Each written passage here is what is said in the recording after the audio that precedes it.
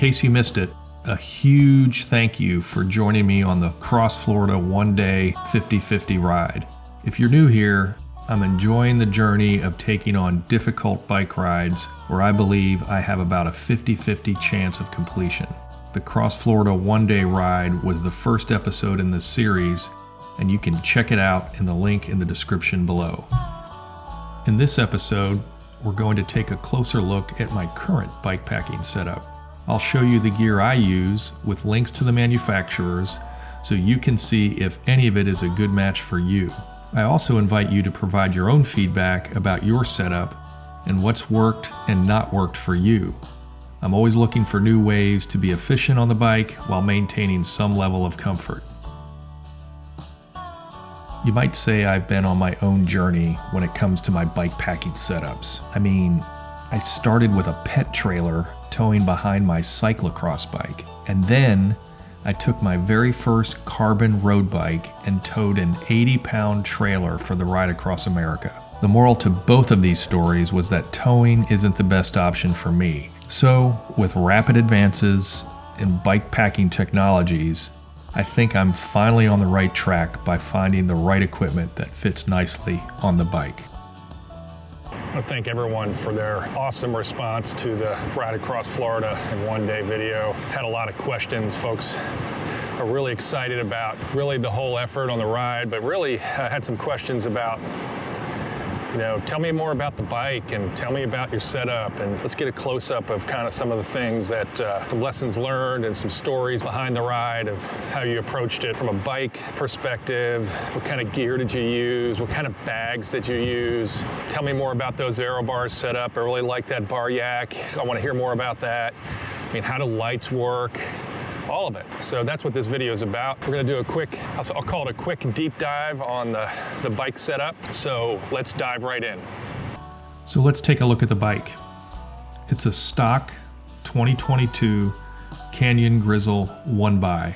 It comes equipped with a RockShox Rudy 30mm suspension fork. For the group set, it's equipped with Shimano GRX 812 GS for Ultegra level performance. It has a 42 chainring with an 1142 cassette, and it comes standard with DT Swiss disc brake wheel set. And if I'm being honest, one of the best features of this stock bike is it has a dropper post. I had no idea that I needed a dropper post until I had one.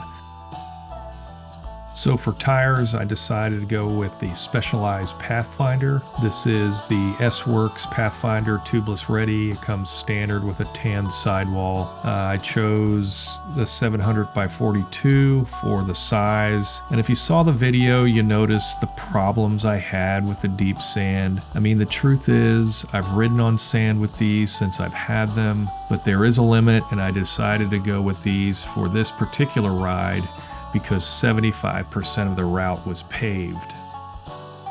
So let's talk about the dynamo hub. I did upgrade the front wheel to add a Son dynamo hub. The purpose of this hub is to provide rolling power for my lights and to be able to provide trickle charging for my power bank, which then charges my electronic devices. For my power bank, I selected the Voltaic Systems V25 USB lithium-ion battery. This battery pack features 6,400 milliamp hours and is the ideal portable power bank for any electronic device requiring an always-on power source. What this means is that as long as my front wheel is moving at least 7 miles per hour, I have guaranteed pass-through trickle charging through 2 USB-A ports. The K-Lite micro USB charger packs quite a punch for its diminutive size. In just 3 short years, I've gone from this to this, and I love it. Made in Australia, it features 5-volt USB output. It's USB-C plug compatible with USB to USB-C cable. It provides 1400 milliamp hours max power output. It's waterproof, and that means reliable charging power for my power bank or direct pass-through charging for my electronic devices. The Ultra Adventure Light has been a true game changer for me. It provides 1300 lumen front light utilizing 2 flood and 1 spot optical elements. The flood optical elements provide a 180 degree beam, literally allowing you to see everything that's in front of you. And the spot optical element kicks in as your speed increases, allowing you to see much, much further down the road. The standby flood mode, when slow or stopped, means that you can always find your way or make camp. This is another game-changing piece of equipment for bike packing. The K-Lite Cube dynamo-powered rear safety blinker is the industry's first dynamo-powered rear blinker. I'm now convinced after this ride across Florida that it's feasible to get rid of that annoying battery-powered rear blinker and switch to the K-Lite Cube. I run a USB splitter from my micro USB charger because this draws such a minimum of current that it doesn't diminish the charging process of my power bank. This is perhaps the most clever piece of gear on the entire bike. The K-Lite bar switch wire loom allows me to switch between full power to the lights or USB charger. What this means is that I can leverage the full trickle charge capacity of the dynamo to either the lights or the power bank. In the event I need power to both, I can simply set the switch to lights and it will still charge the power bank while lighting my way with the 2 flood optical elements, minus the spot element. It's fully plug and play, which means there's no soldering needed, and the switch cover is completely waterproof. Awesome. So we were traveling in South Dakota earlier this year, and I spotted the most unique aero bar setup I had ever seen, and so I snapped a picture. I then put my information science degree to work, went on a deep dive search, and found Baryak, a veteran-owned company. I reached out to them and spoke with the owner, Joe Stiller, shortly after that. I told Joe that he had invented something that I've been looking for 15 years. Now with my triathlon background, I'm no stranger to aero bars, but these are custom tailored for bike packing.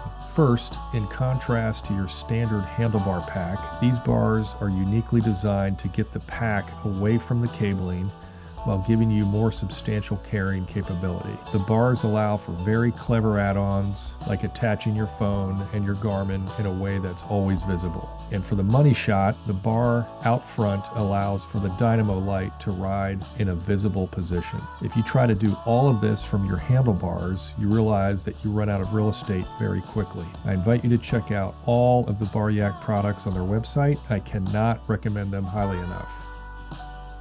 I've had my own journey of bike packing trials and errors. While a trailer was a good idea in theory, I often experienced poor road shoulder terrain and those annoying rumble strips so often found on the right side of the white line. If you know, you know. Not conducive for tow-behind solutions, so I vowed to carry my gear on me and on the bike. For me, Apidura provides a very clever ultralight system of bike packing solutions made by cyclists for cyclists. I invite you to check out their website, and based on my intended route and duration, I love to use their frame pack, top tube pack, handlebar pack, saddle pack, and the down tube pack. And finally, a little something that will make the purest roadies lift their noses in disgust, my beloved hydration pack. I love it because fluid is easily accessible and the mouthpiece stays reasonably clean from the dirt and grime I encounter on unpaved surfaces. For a long ride like this, the Osprey Raptor 10 is my favorite.